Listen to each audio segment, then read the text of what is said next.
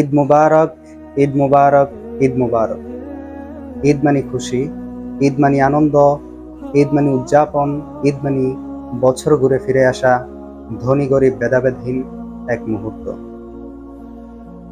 আজকে আমরা জানবো যে আল্লাহ রসুল সাল্লাল্লাহু আলাইহি ওয়াসাল্লামের ঈদ উদযাপন সম্পর্কে। আমি আছি মুফতি আবু রায়হান আপনাদের সাথে। ঈদ আনন্দ একটি ইবাদত, তাই একজন মুমিনের ঈদ আনন্দ পালন কেমন হবে তা আল্লাহ রসুল সাল্লাল্লাহু আলাইহি ওয়াসাল্লাম পথ দেখিয়ে দিয়েছেন। রাসূল আরবি সাল্লাল্লাহু আলাইহি ওয়াসাল্লাম ঈদ উদযাপনের মাধ্যমকে পদ্ধতিকে বিভিন্ন হাদিসে তুলে ধরেছেন।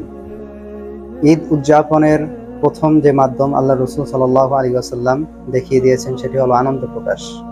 বুখারী শরীফের 952 নম্বর হাদিসে আল্লাহ রসুল সাল্লাল্লাহু আলাইহি ওয়াসাল্লাম থেকে হযরত আয়েশা রাদিয়াল্লাহু তাআলা আনহা বর্ণনা করেন, রাসূল সাল্লাল্লাহু আলাইহি ওয়াসাল্লাম ঈদের দিন আমার ঘরে আসলেন। ওই সময় দুটি ছোট ছোট রমণী বুয়াস যুদ্ধের বীরদের স্মরণীতে কিছু সঙ্গীত পেশ করছিল, গীতিমালা গাইছিলেন। তখন হযরত আবু বকর সিদ্দিক রাদিয়াল্লাহু তাআলা আনহু ঘরে আসলেন।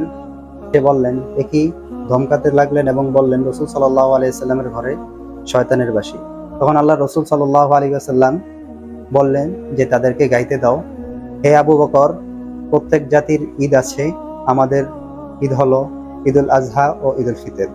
অতএব আমরা ঈদ উদযাপন করব, আনন্দ প্রকাশ করব, আনন্দ ভাগাভাগি করব একে অপরের মাঝে, ধনী গরিবের মাঝে, ভাই ভাইয়ের মাঝে। তবে আমাদের আনন্দে যেন ইসলাম বিরোধী কোনো নীতি বা কোনো পদ্ধতি অবলম্বন না হয়। দ্বিতীয়ত, আমরা ঈদের দিন উত্তম পোশাক পরিধান করব। মুস্তাদরাকে হাকিমের 7560 নম্বর হাদিসে হযরত আলী রাদিয়াল্লাহু তাআলা আনহু থেকে বর্ণিত, তিনি বলেন, আল্লাহ রাসূল সাল্লাল্লাহু আলাইহি ওয়াসাল্লাম আমাদেরকে ঈদের দিন সর্বোত্তম পোশাক পরিধান করতে আদেশ করেছিলেন। সকালে খেজুর খাবো, যদি খেজুর খেতে না পারি অন্ততপক্ষে মিষ্টি জাতীয় কিছু খাবো। কারণ হাদিসে আছে আল্লাহ রাসূল সাল্লাল্লাহু আলাইহি ওয়াসাল্লাম ঈদুল ফিতরের দিন কয়েকটি খেজুর না খেয়ে বের হতেন না। আমরা ঈদ উদযাপন করব ঈদের নামাজ পড়ার মাধ্যমে। আল্লাহ রাসূল সাল্লাল্লাহু আলাইহি ওয়াসাল্লাম ঈদগাহে ঈদের নামাজ পড়তেন, মসজিদে আদায় করতেন না। ঈদগাহের ময়দানে আমরা নামাজ পড়ব, সবাই মিলে আনন্দ উদযাপন করব। ঈদগাহে আমরা হেঁটে যাব এবং আল্লাহ রাসূল সাল্লাল্লাহু আলাইহি ওয়াসাল্লাম ঈদগাহে হেঁটে যেতেন। যাওয়ার সময় এক পথ অবলম্বন করব, রাস্তার এক রাস্তা দিয়ে যাব, আসার সময় অন্য রাস্তা দিয়ে আসবো। যেমনটি হাদিসে বর্ণিত রয়েছে যে আল্লাহ রাসূল সাল্লাল্লাহু আলাইহি ওয়াসাল্লাম ঈদগাহে এক রাস্তা দিয়ে যেতেন, অন্য রাস্তা দিয়ে আসতেন।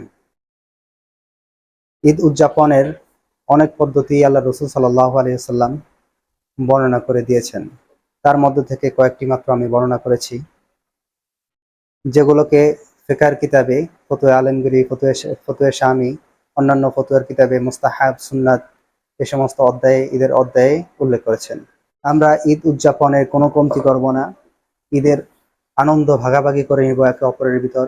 তবে লক্ষ্য রাখতে হবে যেন আমাদের কোনো কাজই শরীয়ত সম্মতের বিরুদ্ধে না যায়।